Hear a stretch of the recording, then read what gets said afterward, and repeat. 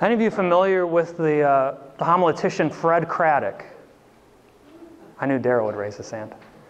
He's a very well-known preacher. He comes from within our own tradition. He died just about a year ago now. Within a year, yeah, this past year he died. I got to ride in a car with him once. He's a very interesting and funny guy.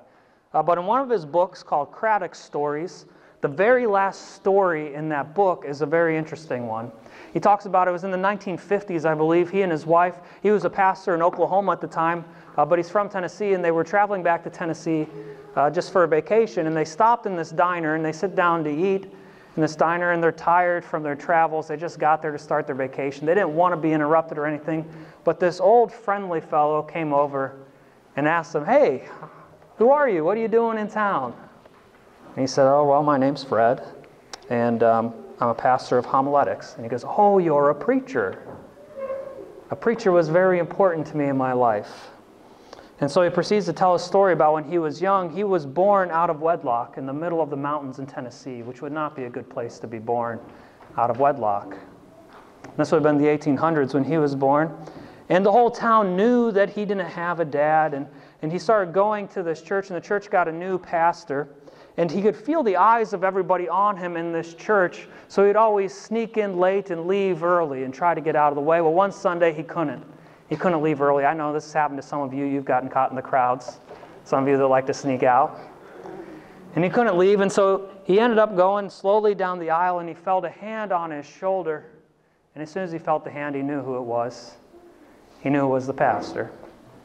And so he turned around, this young boy, terrified of this pastor, and the pastor said to him, "Boy, whose son are you?" All of this fear ran through this man because he thought, "Oh, this pastor knows. He knows that I don't have a dad." And the pastor smiles and says, "I see the resemblance. You're the Son of God. Go and claim your inheritance." So Fred, the whole time this man's telling the story, he writes that he's thinking, "Oh, this is nice, but can you please leave me alone? My wife and I just want to eat." But he hears that end part and he says, "Oh, that's very powerful. I'm glad that a preacher was able to impact you in that way." And the man says, "Yes, and my name is Fred Hooper, Ben Hooper." And Fred, being from Tennessee, thought about it for a minute and realized that in the history of Tennessee, only 2 times has an illegitimate child been elected governor of Tennessee, and both those times it was a man named Ben Hooper. That man went and claimed his inheritance. Invited. We are all invited. This story from Fred Craddock reminds us of how we desire the invitation for ourselves, but are sometimes hesitant to open it up to outsiders.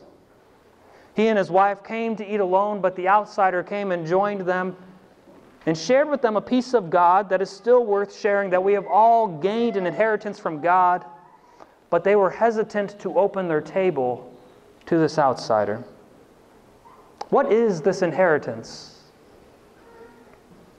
We celebrate it every week when we gather at Christ's table. It is seen at that table, and we are all invited. Last week we learned that the table is a place where we nourish relationships. There's an intimacy that is found at the table unlike most any place else in our lives. You probably feel closer to people here sitting around a table than you do in the pews, even though sometimes they're right next to you. There's an intimacy that is found at a table that we don't find most other places in our lives. Jesus gathers at the table so often, if you remember last week, that people call him a glutton for the amount of food that he eats. But he invites us, all of us, to this intimate setting where we can have our spiritual relationship nourished so that we might grow in our faith. So this week is about who's invited to the table. Who is invited to God's table? Everyone, all of us. We say all, but do we mean it? Do we live it?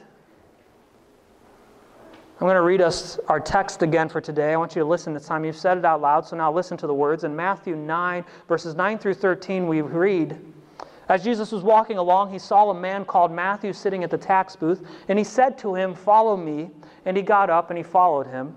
And as he sat at dinner in the house, many tax collectors and sinners came and were sitting with him and his disciples. When the religious leaders saw this, they said to his disciples, "Why does your teacher eat with tax collectors and sinners?" But when he heard this, he said, "Those who are well have no need of a physician, but those who are sick. Go and learn what this means. I desire mercy, not sacrifice, for I have come to call not the righteous, but sinners." Which are you? Are you righteous or are you a sinner? Christ says he comes to call not the righteous, but sinners. So why were the Pharisees and religious leaders so concerned with whom Jesus was eating? Why would they care? No one knows? It deals with purity. Change? Part of it's change. It also deals with purity and purity laws. If you remember back to that time that you read through Leviticus, right? Everyone here has read through Leviticus at some point in time, right? You get that great, awesome opening story in Genesis. You get a lot of action in Exodus. And then you get to Leviticus, and it's really captivating, all of the laws that are written there. Well, there are a whole bunch of laws, especially a bunch of laws dealing with purity, and especially purity when it comes to food, what we consume and how we consume it. Why do you think there are all these laws? Bacteria, cleanliness. Yeah, a lot of them seem outdated when we read them. They seem really outdated, but we still carry over part of their function in other areas of our life. A lot of the purity laws are there so people stay healthy. There are many other religious and traditional reasons that we're not going to get into, but I want us to focus on that health aspect of the purity laws. In our world, the unhealthy contaminates the healthy. When your child goes to daycare and one child is sick there, all the healthy children don't make that one child better, do they? No. That one child makes all the healthy children sick. So we try to safeguard the healthy children by removing the sick one. That's a very, very simplistic understanding of some of the purity laws. The same applies to sin and our sinful nature. If you hang out with seedy characters, it is assumed and true most of the time that you yourself will become a seedy character, right? You are the company you keep. And that is why the religious elite don't eat with tax collectors and sinners. They don't eat with those people because those people were unhealthy and impure, and they didn't want to become like them. So if all of that's true, which you're all nodding your heads, that's true, then why does Jesus eat with them? Set an example.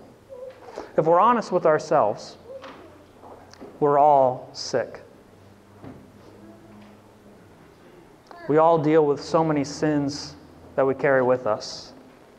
From pride, to anger, to jealousy, to gossiping, to being unforgiving and unwilling to accept others, even to being unloving and immovable. If we really think about it, we're all sick. This sickness gets passed around from us in one form or another from each of us to another. Even Fred Craddock in our opening story says that he didn't want this man to invade his space. He was dealing with the sickness of an uninviting spirit in that moment. We are all infected with sin. Not one of us is immune. So then, none of us really deserves to eat at the table based on a purely health and purity standpoint. If we gather to eat with one another, we'll just keep spreading our sickness around, right?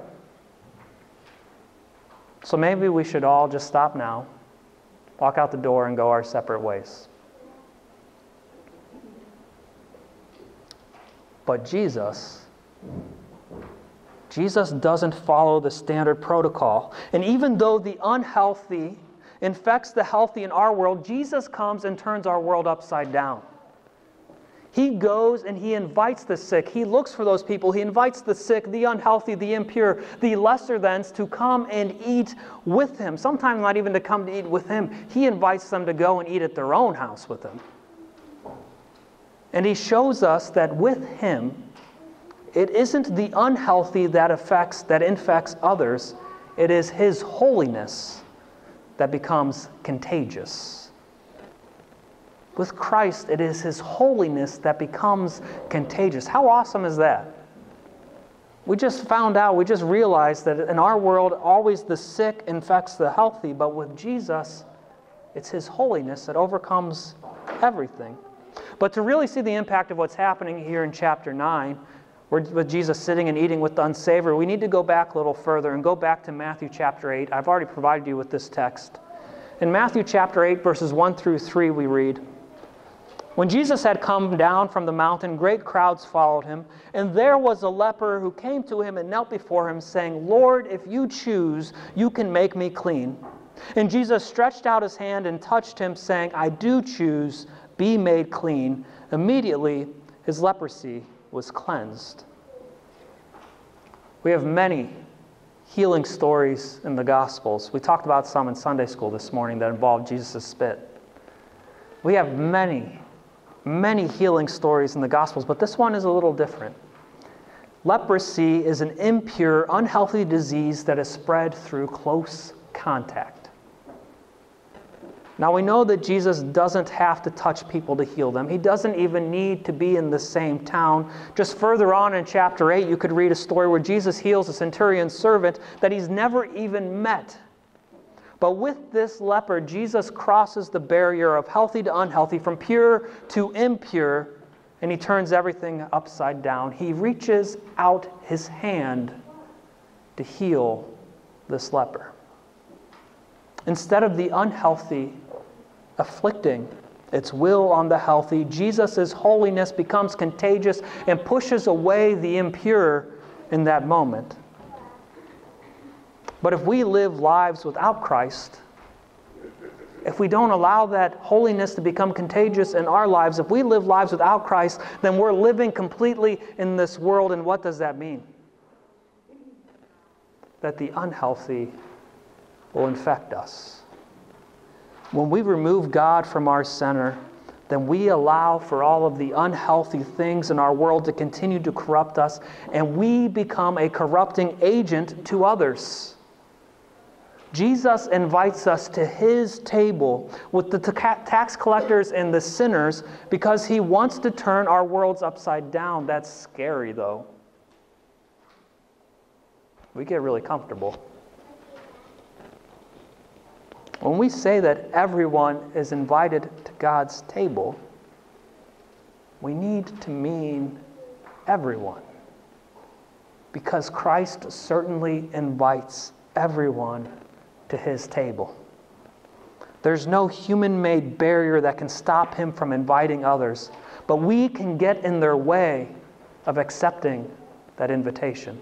We can get in their way of getting to God's table. On your table, I'm sure you've noticed a little bowl of beads, right? We're going to use these beads in a minute because we're going to take a moment to see who's on God's invitation list in our lives and how we're responding to them. Each bead represents an ethnic group or religious tradition. You can see the colors down on the bottom of your sheet. So white and pink beads represent European and white American. Black represents African American, blue, Asian, orange, Hispanic, red, Native American, or other. Yellow represents someone who's unchurched or has no faith. Purple represents someone who's Muslim. Green, someone who's Jewish. When I say a person in your life, I want you to find and place the corresponding beads in front of you. So say, for instance, I say a person and they're an Asian Muslim, then you would put down a blue and purple bead right in front of you. Okay? So here we go. Are you ready? I am. So who are you? I am. So you find the corresponding bead and you place it in front of you. For most of you, it's going to be white or pink.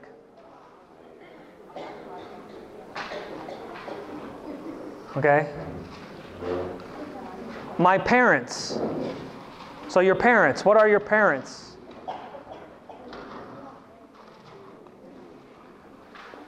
If you have one, your manager or your boss.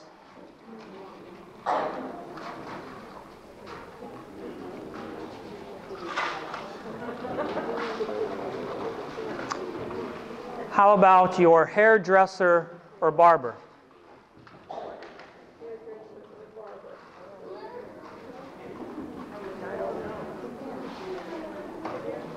If you're unsure about the faith aspect, then just don't put one down. My doctor.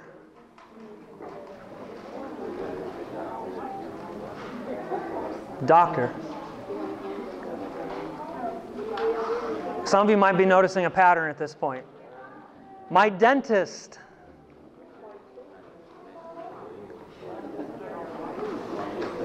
Most of my neighbors.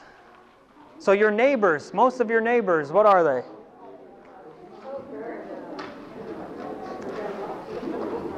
Your favorite actor or actress. Your favorite actor or actress. Your favorite musician or singer. And then your hero or role model growing up. Who was your hero or role model growing up? I think some of the tables are running out of certain colored beads.